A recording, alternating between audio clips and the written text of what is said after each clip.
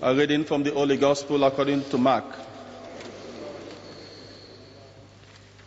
When Jesus returned to Capernaum, word went round that he was back, and so many people collected that there was no room left, even in front of the door. He was preaching the word to them when some people came bringing him a paralytic carried by 4 men. But as the crowds made it impossible to get the man to him, they stripped the roof over the place where Jesus was.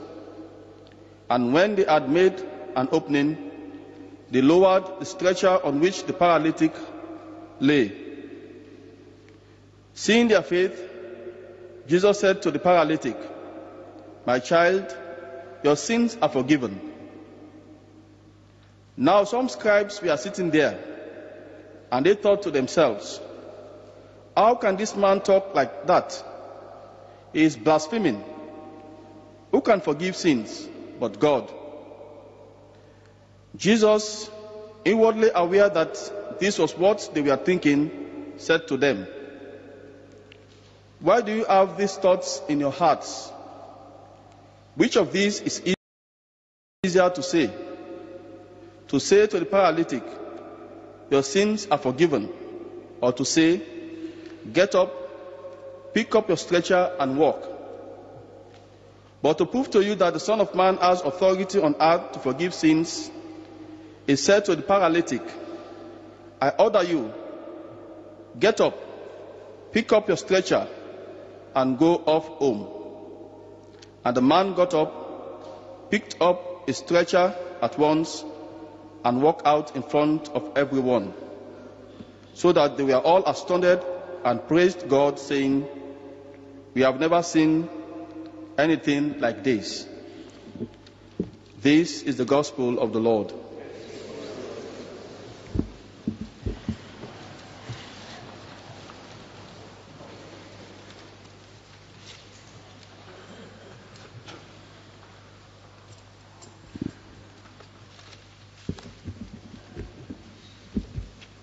"We have never seen anything like this," the people said. "We have never seen anything like this." We know that lovely little story in the Gospel. We know it almost by heart. And yet we can miss a key element in it. And that is that those scribes who were those experts in the law who were sitting there watching Jesus and watching him not to learn from him but to try to catch him out in some way. Those experts in the law, they really believed that sickness was the result of your own sins. They believed that. Everybody believed it. And probably the paralyzed man himself believed it, that his paralysis was the result of his own sins. God knows it's bad enough to be sick, but to be told you're responsible for it as well. Now, I know many sicknesses can develop from our attitudes and our brokenness from home and from all of that. We can get sick, but to say that all sickness is the result of sin, but that's what they believed. And I was wondering yesterday, I know when we were growing up in the country, I wonder, was it a hangover from this belief that people almost felt ashamed to be sick? They did. They didn't want the neighbours to know that they were sick. And certainly they would never call the doctor unless they were dying. The expression used to be in bed with the doctor. Now that was really serious. And people were ashamed of it. And I remembered in South Africa at a great conference on AIDS, one very old priest, I know we're all old now, but this was a very old priest, stood up in the assembly and he said very sincerely, "I must say I have great sympathy for those who contract AIDS through no fault of their own." And we were squirming. I mean, really, he was saying, I've no sympathy for those who contract it in other ways, through fault of their own.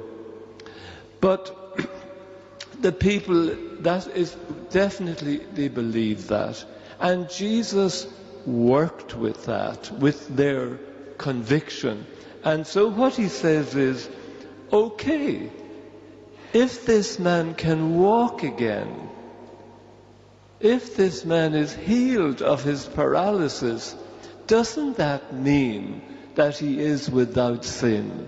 That he's also healed, cured, washed clean of his sin?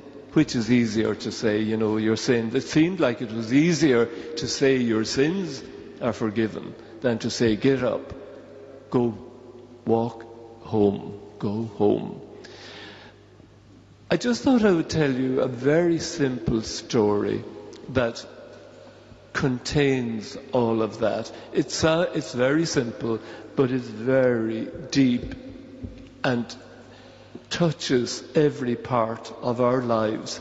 And it's the story of a happy little wave out there where's the Irish Sea, in those last spring days with a touch of spring, with the sun shining. This happy little wave was splashing about, enjoying the fresh air and the sunshine, until he looked ahead and saw all the other waves crashing on the shore, and he became very down and very depressed.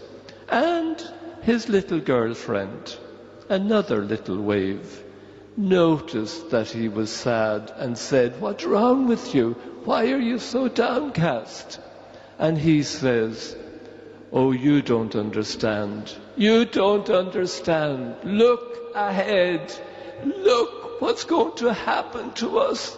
We're all going to crash like that. We're all going to be wiped out and be no more." And she says to him, "Ah, no, it's you that doesn't understand. You're not a wave at all. You're part of the ocean. You're not a wave at all. You're part of the ocean." Of course, we are individuals, and sometimes we try to be too independent. We don't want to need anybody, God or anybody. We want to make a big splash, maybe, as independent little waves.